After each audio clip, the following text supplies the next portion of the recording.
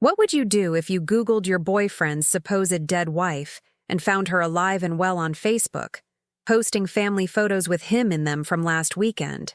My name is Rebecca. I'm 54 years old, and for 7 months I believed I was building a future with David Harrison, a grieving widower whose wife had supposedly died from breast cancer 3 years ago. He understood my pain after losing my husband. We connected over shared loss, planned a future together, and I'd sent him $31,000 to help with various emergencies. Then one sleepless night, I did something I'd never thought to do before. I searched Facebook for his late wife's memorial page to leave a message of respect. Instead, I found her very much alive, married to David, posting about their 25th anniversary celebration, and commenting on their children's recent achievements. So I sent her a message. I think we need to talk about your husband. What she told me revealed that David wasn't just lying to me. He was lying to her, running an elaborate double life that involved fake business trips, secret phones, and a pattern of deception so sophisticated it had fooled both of us for years. This is the story of how two women discovering each other's existence led to unraveling a con artist's entire fabricated world, and how comparing notes exposed not just one liar, but a network of married men pretending to be widowers to romance scam women online. Thank you for being here. I believe this story will teach you the most powerful verification technique: searching social media for people who supposedly don't exist anymore. So this is the perfect moment. Hit that like button and subscribe. You guarantee all the next stories without having to search for them. Now, let's begin. I met David Harrison on eHarmony in May 2024, 22 months after my husband Mark died from complications related to diabetes. Mark and I had been married for 29 years, high school sweethearts who'd built a life together in Charlotte, North Carolina. After his death, I felt untethered, like half of my identity had been amputated. My 2 adult sons worried about me living alone in our family home, existing rather than living. "Mom, you need to try dating again," my younger son Tyler said during one of his concerned visits. "Dad wouldn't want you isolated like this. Maybe try one of those apps? Just to meet people, have conversations. Remember, you're still a person with a future." I resisted for months. The thought of replacing Mark felt like betrayal, but the loneliness eventually wore me down. I created an eHarmony profile, emphasizing I wanted genuine companionship, shared interests, and someone who understood loss. David's profile appeared in my matches within a week. His photos showed an attractive man in his mid-50s with kind eyes and a warm smile. His profile was detailed and thoughtful. Successful commercial real estate developer, widowed 3 years ago when his wife Jennifer died from breast cancer, father to 2 college-aged children, passionate about hiking and classic literature. His first message referenced something specific from my profile. "Rebecca, you mentioned finding solace in C.S. Lewis's A Grief Observed after your husband's death.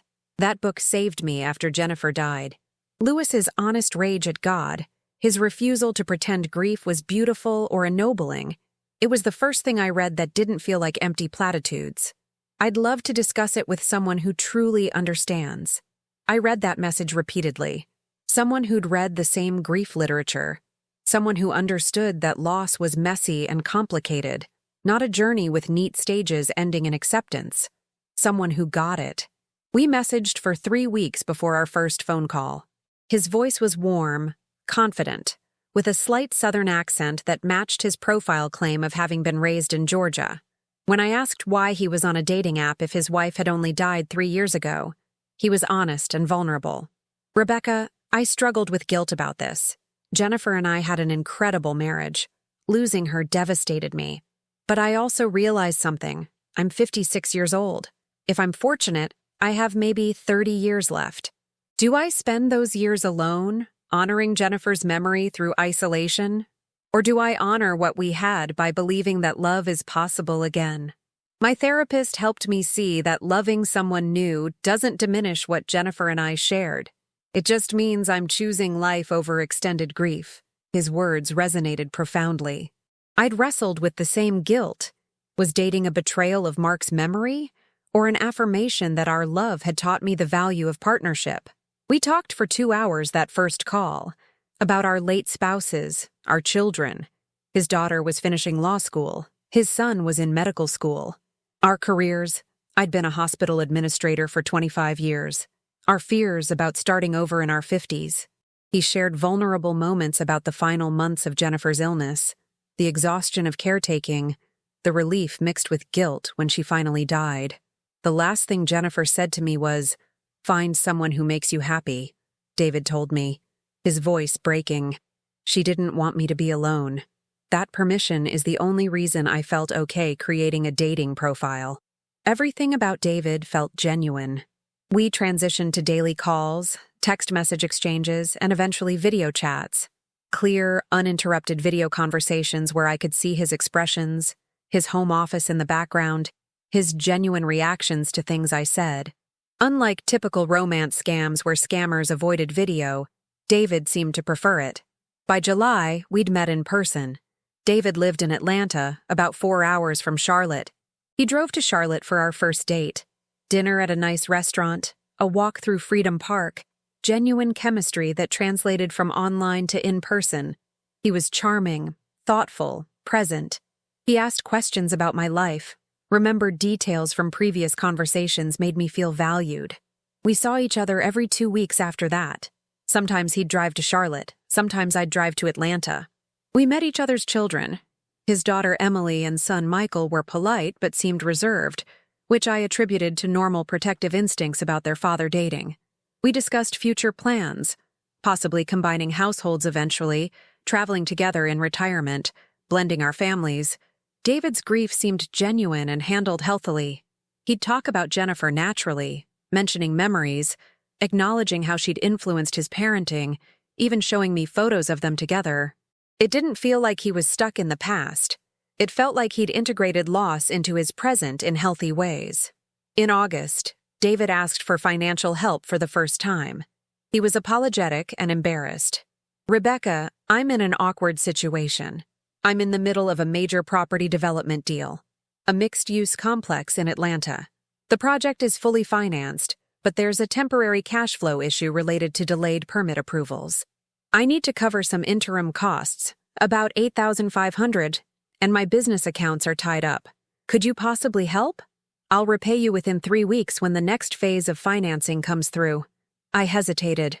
$8,500 was significant, but David had been nothing but genuine for 3 months. We'd met in person multiple times. I'd video chatted with him in his home. This wasn't some faceless online scammer. This was a real person with a real business asking for temporary assistance. "Of course," I said. "How should I send it?" He provided wire transfer details to an account he said was his business operating account. I sent the money that afternoon. David called immediately, his relief evident. "Rebecca, thank you. You've saved me from a very embarrassing situation with my investors. I'll repay you the moment the financing processes. I can't express how much this means." For 2 weeks, I felt good about helping. Then came the next request. And over the following months, a pattern emerged. Business emergencies, temporary cash flow problems, delayed payments from clients, urgent needs requiring my financial assistance. Each time, David promised immediate repayment. Each time, new complications delayed that repayment. But unlike typical romance scams, David wasn't overseas or unreachable. I saw him regularly. We video chatted. He introduced me to his life. The relationship felt real because so much of it was real, just not the parts about being widowed or the reasons he needed money. By late November, I'd sent him $31,000. My retirement savings were significantly depleted, but David's explanations always sounded plausible. Real estate development genuinely does involve complex financing and cash flow timing issues, and I was emotionally invested. How could someone who'd met my family, whose children I'd met, who'd been physically present in my life, be running a scam? Then one sleepless night in early December, lying awake at 2 a.m. worrying about money, I did something I'd never thought to do. I searched Facebook for Jennifer Harrison's memorial page. I wanted to see photos of her. understand more about the woman whose memory I was supposedly honoring by loving David. What I found would shatter everything I believed about the man I'd been planning a future with. Was I about to discover that everything, absolutely everything, had been an elaborate lie? I typed Jennifer Harrison into Facebook's search bar, adding Atlanta and breast cancer to narrow results. I expected to find a memorial page, maybe managed by David's children, with photos and remembrance posts from friends and family. Instead, the third result showed an active profile. Jennifer Harrison, living in Atlanta, profile photo showing a vibrant woman in her early 50s at what looked like a recent event. The photo was dated 2 weeks ago. My hands shook as I clicked on her profile. It was set to relatively public. I could see her recent posts, her photos, her friends list, and what I saw made my stomach drop. Photos from Thanksgiving 2 weeks ago. Jennifer with David and their children around a dinner table. Caption reading, "Grateful for 25 beautiful years with this man and the family we've built together." Photos from October. Jennifer and David hiking, his arm around her, both smiling. Photos from September. Celebrating our 25th wedding anniversary with my best friend and love of my life. She wasn't dead. She'd never had breast cancer. She was very much alive, very much married to David, very much believing she was in a happy, committed marriage. I clicked through months of posts. Jennifer regularly posted about David, his business successes, their date nights, their children's achievements. She shared articles about maintaining strong marriages, joked about 25 years together teaching her patience, posted photos from their shared social life. Meanwhile, David had been dating me, meeting my family, planning our future, accepting $31,000 from me for supposed business emergencies. I felt physically ill, but as the nausea subsided, it was replaced by white-hot rage. Not just at David for lying to me, but for what he was doing to Jennifer. She deserved to know her husband of 25 years was living a double life. At 2:47 a.m., I sent Jennifer a Facebook message. "Jennifer, I know this is going to sound insane, and I'm so sorry to contact you this way, but I need to tell you something about your husband David. I've been dating him for 7 months. He told me you died from breast cancer 3 years ago. We've met in person multiple times, video chatted. I've sent him $31,000 for supposed business emergencies. I just discovered tonight that you're alive and still married to him. I think we need to talk." I attached a screenshot of David's eHarmony profile claiming to be widowed, along with photos of us together that I'd taken when he'd visited Charlotte. I didn't expect her to respond. It was the middle of the night, and my message probably sounded like something from a crazy stalker, but I couldn't sit on this information. 37 minutes later, my phone buzzed. Jennifer had responded, "Rebecca, I just woke up to your message. I'm sitting in my bathroom so I don't wake David. I'm shaking. Can you call me? Here's my number. Please. I need to understand what's happening." I called immediately. She answered on the first ring, her voice tight with controlled panic. "Is this real?" she asked. "The profile? The photos of you and David? Is this actually happening?" "I'm so sorry, Jennifer. Yes, it's real. We've been dating since May. He told me you'd died in 2021. We've met in person at least 10 times. Video chatted dozens of times. I've been to his home office." "Wait, his home office? In our house?" Yes? At least, I assumed it was his home. In Atlanta. I've video chatted with him there multiple times." "Rebecca, David works from home 3 days a week. In our house. Where I also live. How has he been video chatting with you from here without me knowing?" We compared notes. When David video chatted with me, it was always during business hours on Tuesdays, Wednesdays, and Thursdays. The days Jennifer worked at her interior design firm's downtown Atlanta office. He'd position the camera to show his desk and bookshelves, but never wide enough to reveal the room fully or any photos that might indicate someone else lived there. When David met me in person in Charlotte, he'd told Jennifer he was traveling for business. Investor meetings, property tours, networking conferences. Jennifer had seen nothing suspicious because David's real estate development business DID involved travel, so trips were normal and expected. "How did he have time for this?" Jennifer asked, her voice breaking. We have dinner together most nights. We go to church on Sundays. We socialize with other couples. We have sex regularly. I thought our marriage was solid. How was he maintaining an entire other relationship? We talked for over an hour, piecing together David's logistics. The nights he told me he couldn't talk because he had business dinners. He was actually home with Jennifer. The weekends he couldn't see me because he had his kids visiting. He was with Jennifer at family events. The video chats during the day? Carefully timed for when Jennifer was at work. He'd been running an elaborate schedule, coordinating 2 lives, never slipping up enough for either of us to notice. The sophistication was staggering. Jennifer, I need to tell you something else. David's asked me for money, $31,000 total over 4 months. He said it was for business cash flow issues. Silence. Then, Rebecca, David doesn't have cash flow issues. Our finances are completely solid. We have savings, investments, no debt. Where did that $31,000 go? Neither of us knew. But it clearly hadn't gone to business expenses if their household finances were stable, and Jennifer had no knowledge of any financial problems. We need to figure out what else he's lying about, Jennifer said, her voice shifting from shocked to determined. If he's lied about this much, what else is there? Can we meet in person? I want to compare everything we know about him. We arranged to meet that Saturday at a coffee shop halfway between Atlanta and Charlotte. Jennifer said she'd tell David she was visiting her sister in South Carolina for the weekend. We needed time to talk without him knowing we'd connected. Before we hung up, Jennifer asked quietly, Rebecca, did you love him? I thought I did. I thought we had something real. What about you? Do you still love him? I don't know. Right now, I don't even know who he is. The man I thought I'd been married to for 25 years apparently doesn't exist. We hung up, both of us sitting alone in the dark, processing that our entire understanding of David Harrison, and our own judgment, had been completely wrong. But what would our meeting reveal? Was this just a case of a cheating husband? Or was there something darker we hadn't uncovered yet? So I decided to check his background online. If David had lied about being widowed and about needing money, what else had he lied about?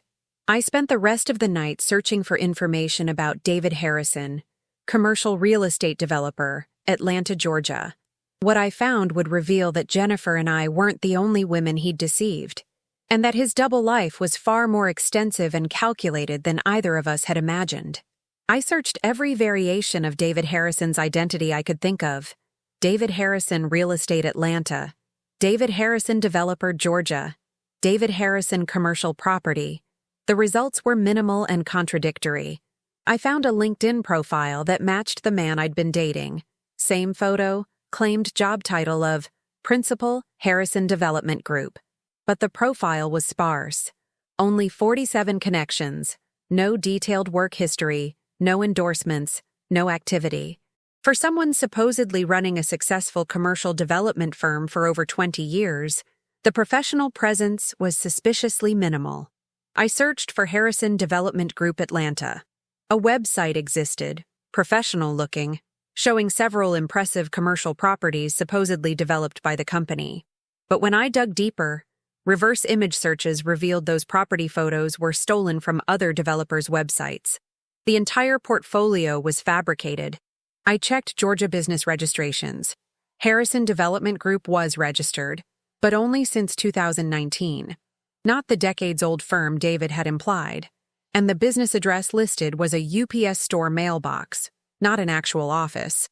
The man I'd been dating, the man Jennifer had been married to for 25 years, had a real estate development business that appeared to be almost entirely fictional. I documented everything and sent it to Jennifer with a message. We need to talk about his business too. I don't think it's real. Her response came an hour later. Rebecca, I'm terrified. What have I been married to for 25 years? Saturday arrived. Jennifer and I met at a Starbucks in Greenville, South Carolina, exactly halfway between our cities. I recognized her immediately from her Facebook photos. An attractive woman about my age, well-dressed, looking exhausted and shell-shocked. We sat with our coffees, two women who should have been enemies comparing notes about the man who'd betrayed us both. Let me start with the basics, Jennifer said, pulling out a notebook. David and I got married in 1999.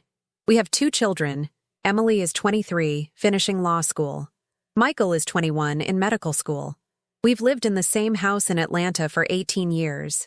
David has supposedly run his real estate development business the entire time I've known him.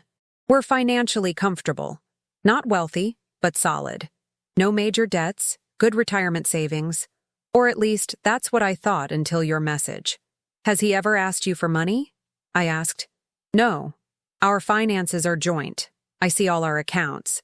But, Rebecca, here's what's terrifying. I reviewed our bank statements after your message. For the past 7 years, there have been regular deposits from Harrison Development Group, David's supposed business income. But those deposits are always round numbers. $8,000 every 2 weeks, like clockwork. Not variable like real business income would be. They look like paychecks. We looked at each other as the implication sank in. If David's business was fake, where was the money actually coming from? Were those deposits actually from women like me, being funneled through accounts to look like business income to his wife? I showed Jennifer my wire transfer records, $31,000 sent to David over 4 months. The account names and numbers didn't match any of the accounts on Jennifer's shared bank statements. David had separate accounts Jennifer didn't know about. Jennifer, what does David actually do all day? If his business isn't real, where does he go when he says he's working? She thought carefully. He works from home 3 days a week. The days I now know he was video chatting with you. The other 2 days he says he's meeting with investors, touring properties, meeting with contractors. But I've never actually visited his supposed office. He always said it was just a shared workspace that wasn't worth visiting. Do you know any of his supposed clients or business partners? No. He keeps his business life very separate from our family life. He says it's because real estate deals are confidential, and he can't discuss them. I always thought that was reasonable, even professional. Now I realize it was isolation by design. We spent 4 hours systematically comparing what we knew about David. We discovered David told me his children were Emily, law school, and Michael, medical school. Those were real people, Jennifer's actual children. But David had appropriated their real achievements to build credibility with me. David told me he'd been married to Jennifer for 20 years before her death.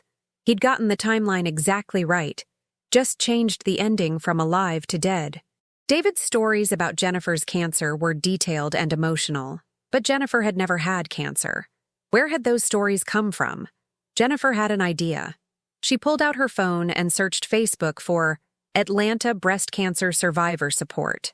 She found a public group and started scrolling through posts. After 15 minutes, she found it. A post from 2019 by a woman named Sandra Chen, describing her 3-year breast cancer journey in heartbreaking detail.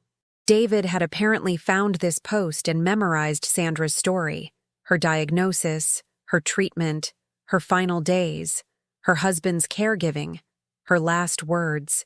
He'd stolen a stranger's trauma and presented it as his own to elicit sympathy and build connection with me. He's a professional, I said quietly. This isn't a man who made impulsive bad decisions. This is someone who systematically constructs false realities. Jennifer nodded, crying. Rebecca, I need to tell you something. After we talked, I went through David's phone while he was sleeping. He has a second phone I didn't know about. I found it hidden in his car. It has multiple dating apps, eHarmony, Match, Plenty of Fish, even Tinder. He has active conversations with at least 7 other women. You're not the only one. She showed me screenshots she'd taken. 7 women, all in different cities across the Southeast, all believing they were in exclusive relationships with widowed David Harrison. The conversations dated back years, some for 6 months, some for over 2 years. He's not just a cheating husband, Jennifer said. He's running an organized operation. Multiple women, multiple stories, coordinated schedules.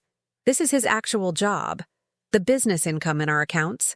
I think it's money from women like you. He's been doing this for years and I never knew. I felt sick. I wasn't special. I wasn't even unusual. I was one of at least 8 women currently being deceived by the same man. Each of us carefully compartmentalized. None of us knowing about the others until now. Jennifer, We need to contact the other women. They deserve to know. And we need to figure out exactly how much money David has stolen, because if this has been going on for years..." Jennifer finished my thought. "It's not $31,000. It's potentially hundreds of thousands. Maybe more. Rebecca, I think my husband is a professional con artist, and I've been unknowingly funding his lifestyle with money stolen from his victims. We decided to contact the other women together and coordinate our response. But first, we needed to understand the full scope of David's operation. How many women? How much money? How long had this been going on? And most importantly, who was David Harrison really, if everything we knew about him was a carefully constructed lie? Thank you for staying with this story. If you're learning important verification techniques, hit that subscribe button. You won't want to miss how this unfolds. Back to the story.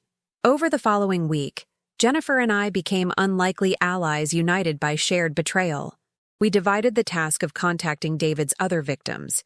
Jennifer would reach out to 3, I'd contact the other 4. Each message was similar to what I'd sent Jennifer. "I know this will sound crazy, but we need to talk about David Harrison." The responses ranged from defensive denial to immediate recognition to devastating confirmation. By the end of the week, we'd connected with 6 of the 7 women. 1 never responded and blocked us. We created a private group chat to coordinate information. The patterns were eerily consistent. Linda, 52, from Nashville, dating David for 14 months. He told her Jennifer had died in a car accident 4 years ago. She'd sent him $47,000 for various business emergencies and her own medical expenses he'd supposedly helped with. They'd met in person 6 times, always with David driving to Nashville. She thought they were engaged. He'd proposed 3 months ago. Patricia, 59, from Charleston, dating David for 9 months. He told her Jennifer died from a heart attack 2 years ago. She'd sent him $19,000. They'd never met in person due to COVID concerns and her own health issues, but they video chatted regularly. Michelle, 48, from Birmingham, dating David for 22 months. He told her Jennifer died from complications during surgery. She'd sent him $63,000, the largest amount anyone reported. They'd met in person over a dozen times and had an intensely sexual relationship. She'd been planning to relocate to Atlanta to be with him. Karen, 61, from Jacksonville, dating David for 11 months. He told her Jennifer died from pneumonia during COVID. She'd sent him $28,000. They'd met in person 3 times. She'd met his daughter Emily once. Apparently David had actually brought his real daughter to meet Karen, telling Emily that Karen was a business client. Susan, 55, from Raleigh, dating David for 7 months. He told her Jennifer died from breast cancer, the same story he'd told me. She'd sent him $15,000. They'd met twice in person and were planning a vacation together for Christmas. Total reported losses, $203,000 across 6 victims, not including me. If this had been going on for years, the actual total was likely far higher. Jennifer was devastated. "I've been married to a monster for 25 years. How did I not see this?" But the group chat revealed something important. Jennifer was a victim too, just a different kind. David had been using her legitimate marriage as cover for his scams, using his real children's achievements as credibility builders, using his real home as a video chat background. Jennifer had unknowingly provided the infrastructure that made David's lies convincing. "He weaponized our real life," Jennifer said during one of our many phone calls. "Our actual marriage, our actual children, our actual home, all of it became props in his scam operation. I feel violated in a completely different way than you do." The victim support group, as we'd started calling ourselves, began investigating David's background more deeply. We hired a private investigator pooling money from our losses. What she uncovered was disturbing. David Harrison wasn't his birth name. He was born David Michael Thornton in Birmingham, Alabama in 1968. He'd changed his name legally in 1998, the year before marrying Jennifer. He had a criminal record under his birth name, wire fraud conviction in 1995, served 18 months in federal prison. He'd met Jennifer shortly after his release from prison, apparently deciding to go legitimate by actually marrying someone and creating a stable front while continuing fraud operations on the side. The private investigator found evidence suggesting David had been running similar romance scams since at least 2010, potentially defrauding dozens of women before the ones we'd identified. Bank records she accessed, legally questionable methods we decided not to question, showed regular deposits from multiple sources consistent with victim payments, totaling over $1.2 million across 15 years. David had been a professional con artist for decades, using his marriage to Jennifer as cover and his romance scam victims as income. Jennifer had unknowingly been his biggest asset, providing legitimacy, stability, and emotional cover he exploited ruthlessly. "What do we do now?" Susan asked during a group video call. "Do we confront him? Report him to police? What's the right move?" Karen, who'd worked in law enforcement before retirement, gave us a sobering assessment. If we confront him directly, he might disappear. If we report to police without solid evidence beyond our testimonies, prosecution might be difficult. We need to coordinate carefully. Jennifer made a decision. "I'm not confronting him yet. I'm going to pretend everything is normal while we build an airtight case. I'll document everything, his movements, his communications, his finances. We're going to make sure he faces consequences for all of this." But as we planned our response, David made a move that forced our hand sooner than we'd expected. On December 18th, David called me with exciting news. "Rebecca, I've been thinking about us constantly. I know I've asked you for money and that's created stress. I want to make it right. I'm proposing something big. Spend Christmas with me in Atlanta. Meet my children properly, celebrate the holidays together, and I'll sign documents repaying everything I owe you plus interest. I want to start our future on solid financial footing." It was the first time he'd proactively acknowledged the money owed and offered concrete repayment. It felt like the relationship was finally moving toward the stability and trust I'd wanted. But I immediately texted Jennifer. "David just invited me to spend Christmas with him in Atlanta. Meeting his children, whole family celebration. What's happening?" Her response came within seconds. "Rebecca, David told me this morning that he's traveling to Charlotte for business Christmas week. He said he won't be home for Christmas. He's telling us completely contradictory stories. He's planning something." We emergency called the victim group. Everyone compared notes. David had told Linda he'd spend Christmas with her in Nashville. He'd told Patricia he'd finally visit her in Charleston for the holidays. He'd told Michelle they'd spend Christmas in Birmingham. He'd told Karen he'd be in Jacksonville. He'd promised 6 different women he'd spend Christmas with them. Told his wife he'd be away for business, and was presumably planning to spend the actual day with Jennifer and his real family while making excuses to the rest of us. "He's getting sloppy," Karen observed, "or overconfident, making promises he can't possibly keep to this many people. Something's shifting." Jennifer decided it was time to confront him, but strategically. "I'm not going to reveal that I know about everyone yet. I'm going to tell him I know about Rebecca only. I want to see how he responds, what lies he tells, whether he admits to anything or tries to gaslight me." On December 19th, while David was supposedly working from home, Jennifer walked into his home office with her phone showing my Facebook profile. "David, who is Rebecca Wilson from Charlotte, and why has she sent you $31,000?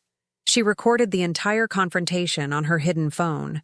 David's immediate response was confused innocence. "Rebecca Wilson? Wait, is she a client? I've had some Charlotte-based investors interested in properties.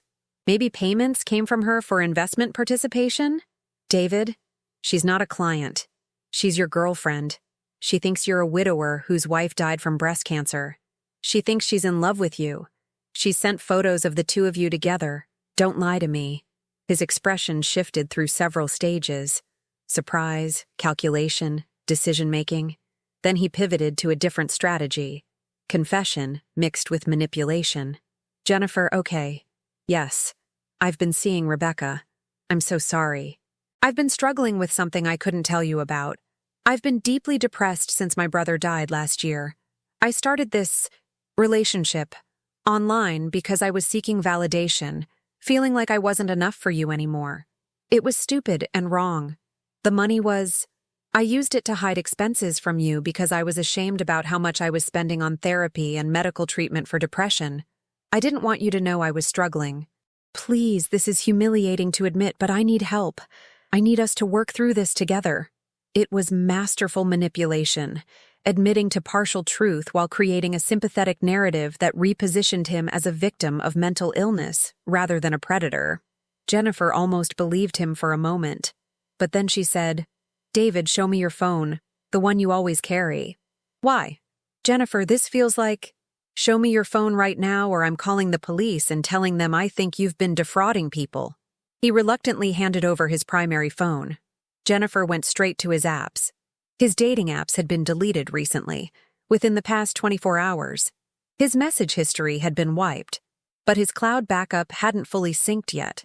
She recovered deleted messages from 3 days ago showing active conversations with multiple women.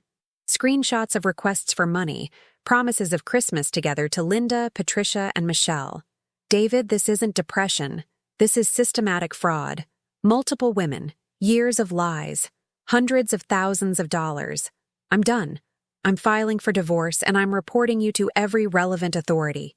His response was chilling. The mask dropped completely. His voice became flat, emotionless. "Jennifer, if you do that, you'll destroy our children's lives.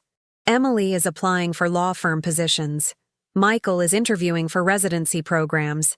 A fraud scandal involving their father will derail their careers before they start. Is that what you want? To punish me by ruining Emily and Michael?" He was threatening his own children's futures as leverage to keep Jennifer quiet. Jennifer's response was steady. "Our children deserve to know who their father really is. And David? I've already contacted Rebecca and several other women. We've documented everything. We've hired a private investigator. You're going to face consequences whether I file reports or not. This ends today." David stared at her for a long moment, then grabbed his keys and left the house without another word. He didn't come back that night. Or the next night. Jennifer reported him to local police, the FBI, and the Georgia Secretary of State's Office for Business Fraud. The victim group coordinated simultaneous reports to law enforcement in all our respective cities. We provided financial records, communication logs, evidence of David's fake business, everything we'd collectively documented. But David had disappeared. His phone was off, his location untraceable. Jennifer discovered he'd withdrawn $40,000 from their joint accounts the day before their confrontation. He'd apparently anticipated exposure and prepared an escape fund. Where had he gone? And how many other identities, other lives, other victims might he have that we didn't even know about? For 2 weeks, David Harrison vanished completely. No contact with Jennifer, no messages to any of his victims, no activity on any known accounts. Then on January 3, 2025, he surfaced in the most unexpected way. He called Jennifer from his attorney's office. "Jennifer, I'm calling because my lawyer advised me to address this situation directly. I'm prepared to offer a settlement. I'll agree to a divorce with equitable division of assets. I'll cooperate fully with any criminal investigations, and I'll work to repay as much of the stolen money as possible. In exchange, I'm asking that you and the other women agree not to pursue maximum criminal charges and not to contact my children with details about what happened." Jennifer put him on speaker with me and our attorney listening. Her voice was ice.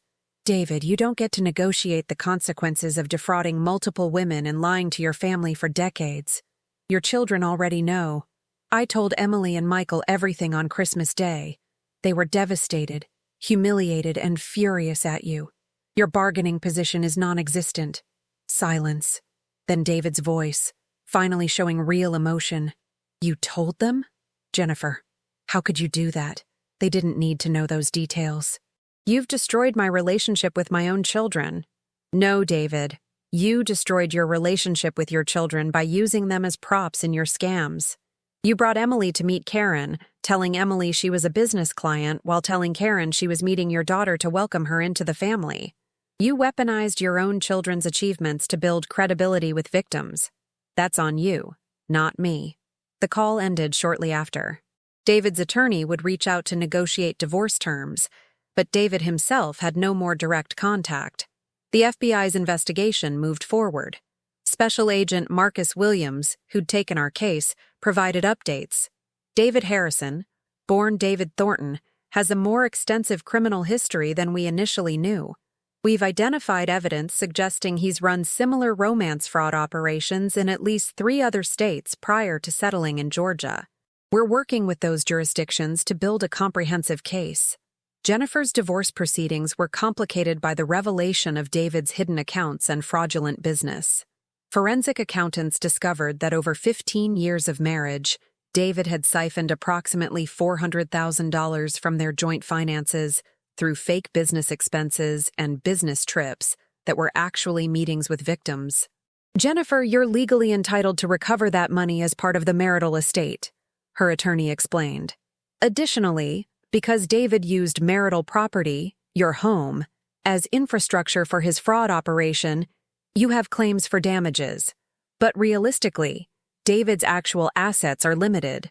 Most of the money he stole has been spent on maintaining his various relationships and lifestyle.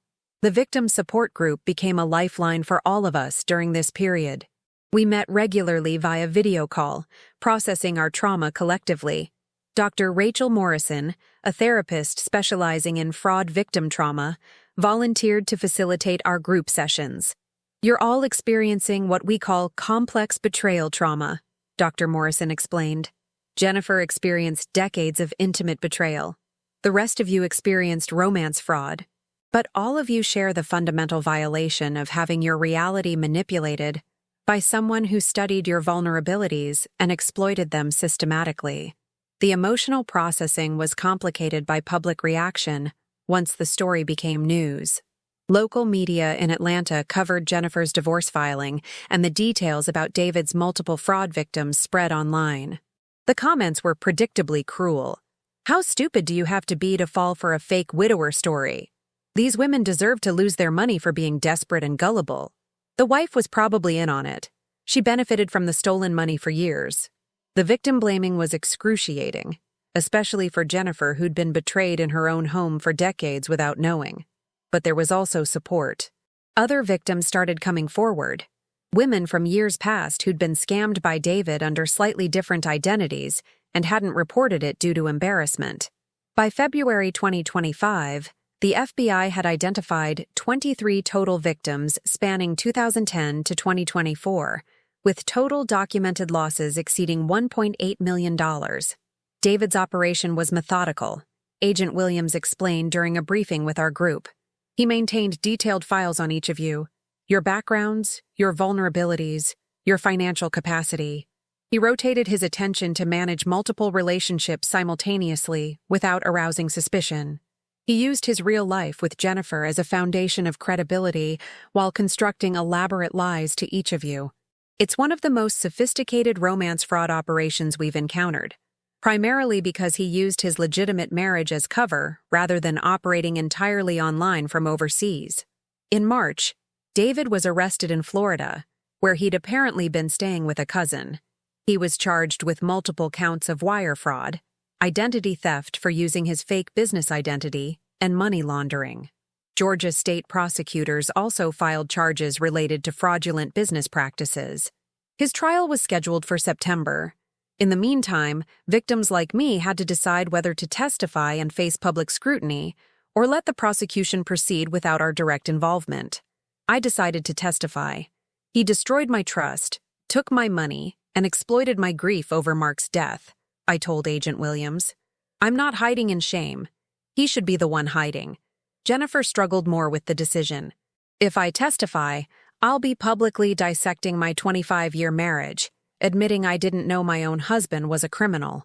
Everyone will judge me as stupid or complicit. Linda, from our victim group, offered perspective. Jennifer, think about what we're modeling for David's children. Emily and Michael are watching how we respond to their father's betrayal. If we hide in shame, we teach them that victims should be embarrassed. If we stand up publicly and demand accountability, we teach them that predators should face consequences. What lesson do you want them to learn? That reframed it for Jennifer. She agreed to testify. But before the trial, David's attorney made one final offer that would test how much justice we were willing to sacrifice for guaranteed restitution. In July 2025, 8 months after Jennifer's discovery, David's attorney proposed a plea deal.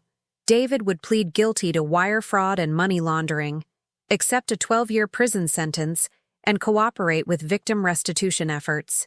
In exchange, prosecutors would drop the identity theft charges and recommend concurrent rather than consecutive sentences. The practical reality, the prosecutor explained to our victim group, is that if we proceed to trial, David might receive a longer sentence, maybe 15-18 years. But trials are unpredictable, and there's a small chance a jury might acquit on some charges. The plea deal guarantees significant prison time and formal admission of guilt. It also speeds up the restitution process. The victims were divided. Michelle wanted maximum charges. He doesn't deserve any breaks. Make him suffer through a full trial. Karen was more pragmatic.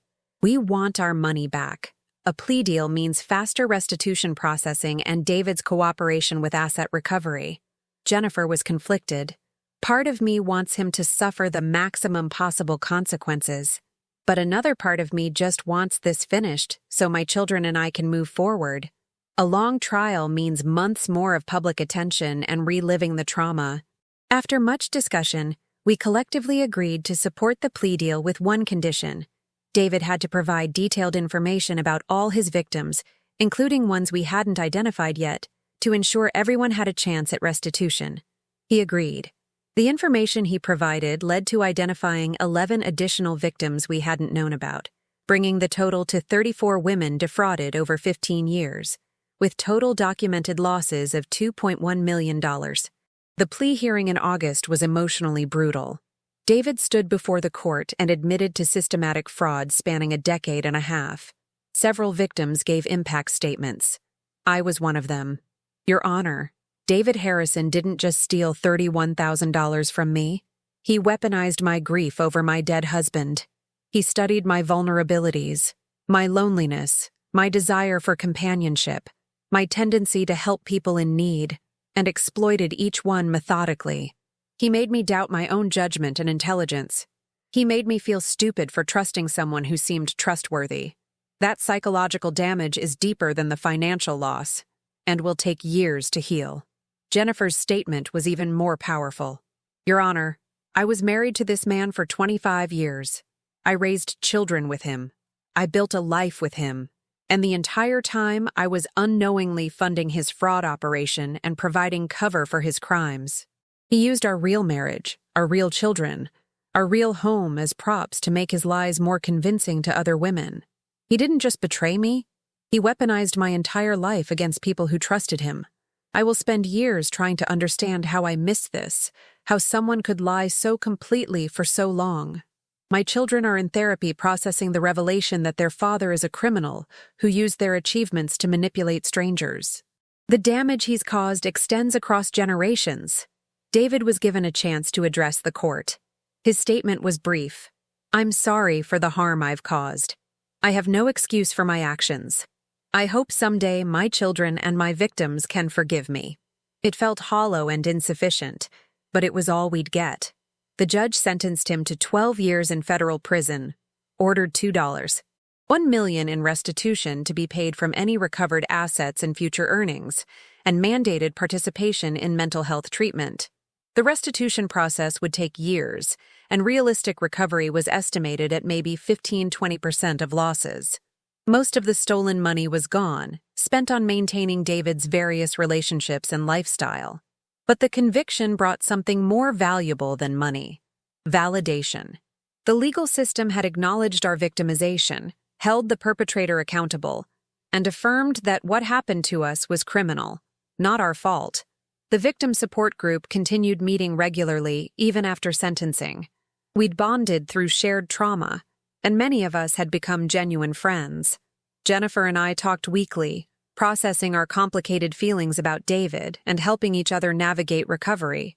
I'm not dating, Jennifer told me during one call, a year after discovering David's fraud. I don't know if I'll ever trust anyone again. How do you trust your own judgment after being so completely deceived for so long? I understood completely. I'd tried dating briefly, but found myself constantly suspicious, looking for hidden lies, unable to accept anything at face value. The trauma had fundamentally changed how I engaged with potential romantic partners. Dr. Morrison helped us reframe. You're not broken because you're cautious. You're appropriately protective after experiencing systematic deception. Healthy trust is earned through consistent truthfulness over time. You're just more thoughtful now about what that verification process looks like. She taught us verification techniques that could have helped earlier. Search social media for supposedly dead spouses before getting emotionally invested.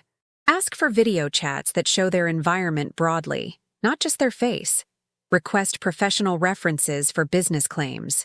Meet friends and family early in relationships. Trust your instincts when something feels off. The technique that would have saved all of us the most pain? The one I'd finally used. Searching Facebook for supposedly dead people to see if they're actually alive. If David had really been a widower, there would have been a memorial page, or at minimum his friends and family would have marked Jennifer's profile as memorialized. Dr. Morrison explained. Active profiles for supposedly dead people are immediate red flags, but most victims don't think to search because they trust what they're being told. In September 2025, a year after my discovery of Jennifer's Facebook profile, I received an unexpected message from a woman named Amanda in Texas. Rebecca, I saw an article about the David Harrison case.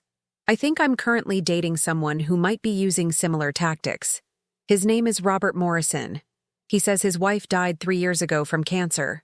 We've been together for 8 months. He's asked me for $18,000 so far. Can you help me figure out if this is real or if I'm being scammed? I asked the obvious question. Amanda, have you searched Facebook for his supposedly dead wife? No, I didn't think to do that. Should I? Do it now, while we're on the phone. Tell me what you find. I heard her typing, then a sharp intake of breath. Oh my God, she's alive. Active profile. Posted yesterday about their anniversary dinner. She's very much married to him. She's not dead. Rebecca? What do I do? Over the next hour, I walked Amanda through exactly what Jennifer and I had done. Documenting everything. Contacting the wife. Coordinating with other potential victims. Reporting to authorities. I connected her with our victim support network and with Agent Williams at the FBI. 2 weeks later, Amanda called with an update. Rebecca, Robert Morrison is actually named James Chen. He's been running the same playbook. Fake widower, multiple women, financial exploitation. His wife had no idea. We've identified 5 other victims. Total losses are around $230,000. FBI is investigating. And Rebecca, none of this would have been caught if I hadn't searched Facebook for his supposedly dead wife. That one search saved me from sending more money and helped stop him from victimizing others. Her case made me realize something. The technique Jennifer had inadvertently taught me, searching social media for supposedly deceased people, was remarkably powerful and surprisingly underutilized. Most romance scam victims never think to verify that dead spouses are actually dead. I started incorporating this into my fraud prevention advocacy work, which had become a significant part of my life post-David. I'd begun speaking at community centers, senior organizations, and fraud prevention conferences, sharing my story and teaching verification techniques. My signature message became, before you send money to a widower or widow, spend 5 minutes on Facebook searching for their supposedly dead spouse. If you find an active profile, you've just discovered a lie. If you find a memorial page or nothing, that's not proof they're honest, but it's one data point. Verification should be layered. Social media searches, video calls that show environment, meeting friends and family, checking professional credentials independently. The speaking engagements were emotionally challenging but meaningful. After one presentation in Charlotte, an elderly woman approached me in tears. Rebecca, I've been sending money to a widower I met online for 6 months. I've sent $44,000. After your talk, I just searched Facebook for his wife right here on my phone. She's alive. Very much alive. Posted this morning. You just saved me from sending more. Thank you. Those moments made all the public vulnerability worthwhile. Jennifer had taken a different path to healing. She'd thrown herself into helping her children process their father's betrayal. Emily and Michael had been devastated by learning their father was a fraud, their childhoods recontextualized as unknowing participation in elaborate lies. I keep thinking about all the times Dad introduced us to his business clients, Emily told Jennifer during one of their therapy sessions together. How many of those women were actually his fraud victims? How many times was I unknowingly helping him deceive people? Michael struggled with different questions. Did Dad ever really love us? Or were we just useful props in his scam operation? Jennifer worked with them to understand that David's capacity for genuine love of his children could coexist with his willingness to exploit strangers. Human beings are complicated. David could be both a loving father and a predatory con artist. Both things were true, even though that seemed impossible to reconcile. The victim support group continued meeting monthly. We'd become a chosen family united by shared trauma. We celebrated milestones together. Karen got engaged to someone she'd met through a friend, after very thorough verification. Linda started a new career as a fraud prevention educator. Michelle published a memoir about her experience titled The Widower's 7 Wives. Jennifer and I had become especially close. We talked several times a week, processing our complicated feelings about David, supporting each other through the ongoing restitution process, and helping each other navigate the dating world with appropriate caution. I'm thinking about dating again, Jennifer told me during one call. Not seriously, just testing whether I can trust anyone again. Is that insane after what David did? It's healthy, I assured her. Cautious trust is appropriate. Total inability to trust is trauma. You're finding the balance. She'd met someone through her book club, a divorced man named Thomas who was patient with her need for extensive verification. She'd met his friends, his ex-wife, amicably divorced, his adult children. She'd searched for him on every social media platform and confirmed his story was consistent. She was taking it slow, protecting herself, but allowing for the possibility that genuine connection could exist. I hadn't reached that point yet. My trust had been so thoroughly violated that the idea of romantic vulnerability felt impossible, but I was working on it in therapy, slowly rebuilding my capacity to believe in people without being naive. In November 2025, Agent Williams called with unexpected news. Rebecca, we've received intelligence that David has been communicating with someone from prison, a woman who believes she's in a relationship with him. She's sending money to his prison commissary account and accepting collect calls. She's planning to wait for him through his sentence. She has no idea about his history. He's told her he was wrongly convicted of business fraud and is actually innocent. My first reaction was disbelief. How is that possible? His case was all over the news. How could she not know? Because she's in a different state and didn't follow the coverage? And because David is extraordinarily skilled at manipulation. He's running a modified version of his romance scam from prison. This woman is being victimized right now. The revelation was both horrifying and clarifying. David hadn't changed. Prison hadn't rehabilitated him. He was still the same predator, just operating within constraints. What can we do? I asked. We can try to contact her, warn her, but honestly, she might not believe us. People deep in these relationships often reject information that contradicts their emotional investment. Jennifer and I decided we had to try. We'd been exactly where this woman was, believing David's lies, refusing to see contradictory evidence. If we could reach her before she lost everything, we had to make the attempt.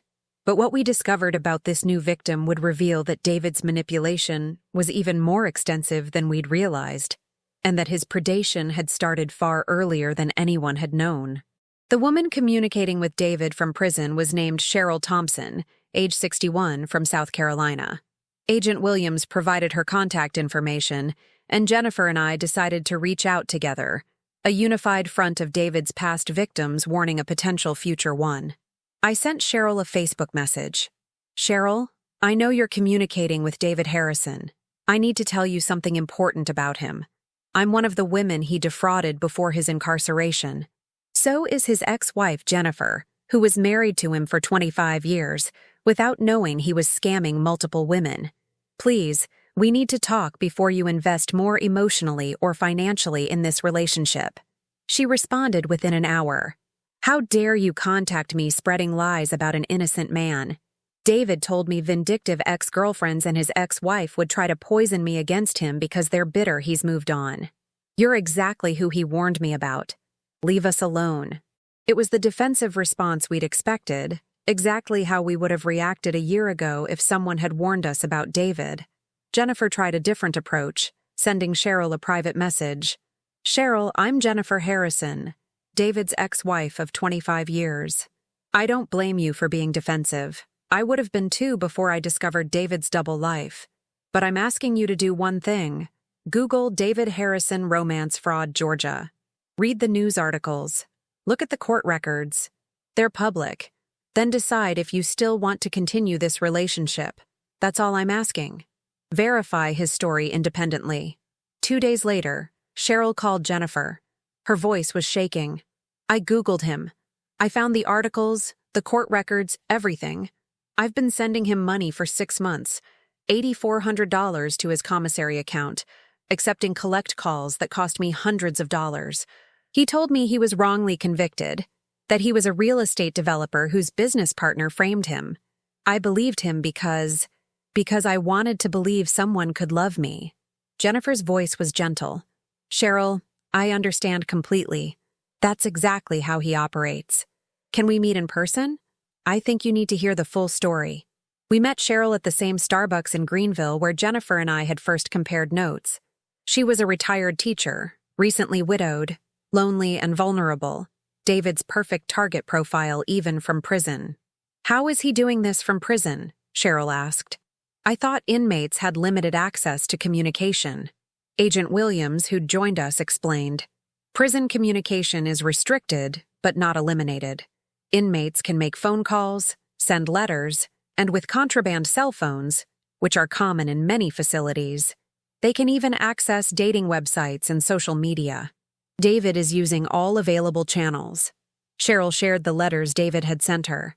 Dozens of handwritten pages describing his supposed wrongful conviction, his plans for when he was released, his love for her, his hopes for their future together. The manipulation was obvious to those of us who'd experienced it, but Cheryl had been completely drawn in.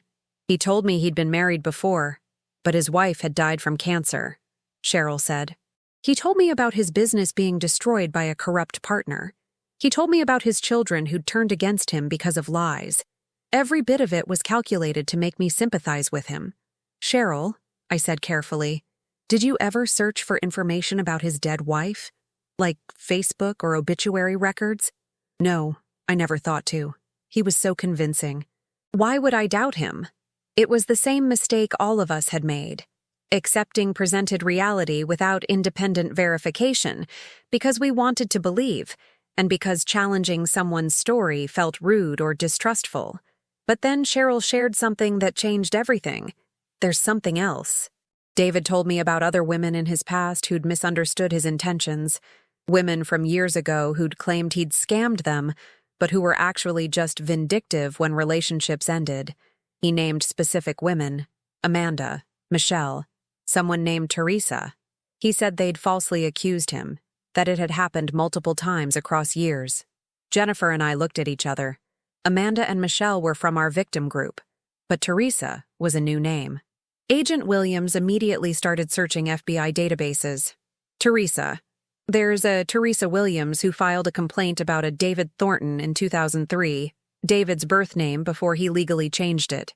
She reported losing $32,000 to someone she'd dated who'd claimed to be a widower in commercial real estate. The case was investigated but never prosecuted due to insufficient evidence. If that's the same person, it meant David had been running this scam for over 20 years, not just the 15 we'd documented. His pattern of deception went back decades longer than we'd known. Over the following weeks, Agent Williams worked with FBI colleagues to investigate David's history more deeply. Using Cheryl's information combined with old case files, they identified 7 additional victims from 2000-2010 who'd reported similar experiences, but whose cases had never been connected or prosecuted. Total verified victims now numbered 41 women across 25 years, with documented losses exceeding $2.7 million. David has been doing this his entire adult life, Agent Williams told our expanded victim group during a conference call. He started in his late 20s after his first fraud conviction, apparently deciding that romance fraud was lower risk than the business fraud he'd been convicted for. He's refined his methods over decades, adapting to new technologies, learning from mistakes, optimizing his approach. This isn't opportunistic crime. This is a career built on systematic exploitation. The revelation was shattering. David wasn't someone who'd made bad decisions. He was a professional predator for whom defrauding women was his actual vocation. Jennifer was particularly devastated. I met him in 1999. He was already running romance scams then.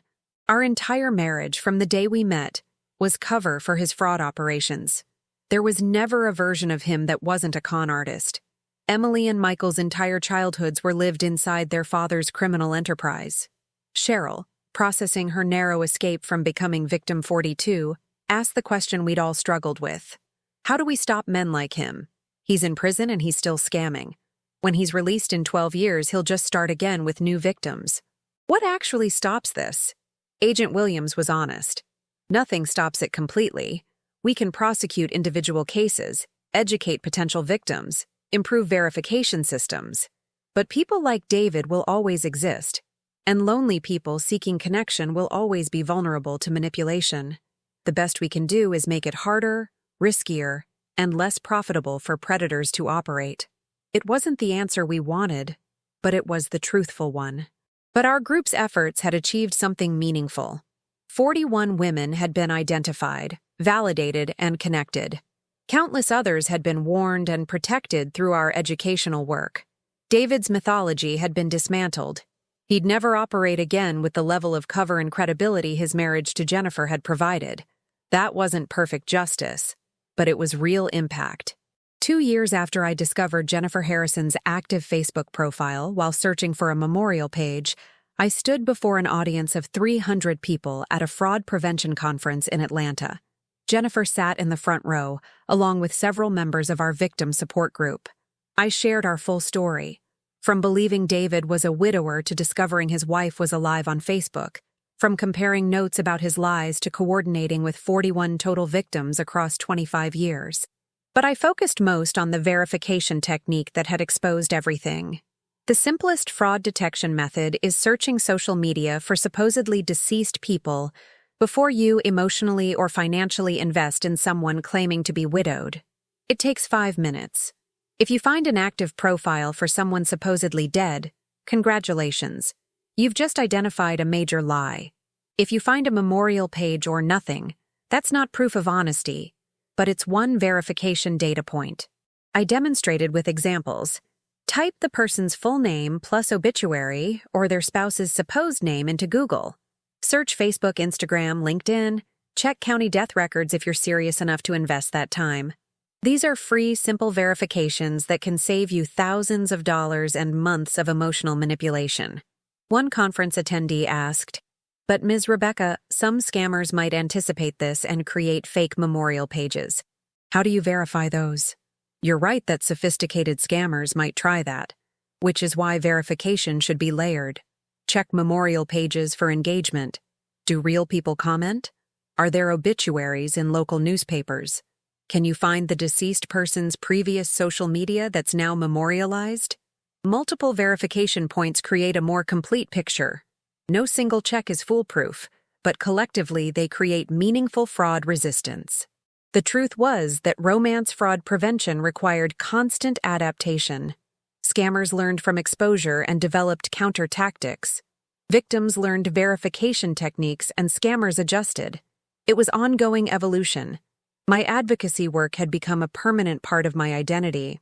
I consulted with law enforcement on active cases, developed educational materials, spoke at conferences and community events, and maintained support networks for survivors. The $31,000 I'd lost still hurt, but I'd transformed that loss into impact that protected others. Jennifer had rebuilt her life in ways neither of us expected.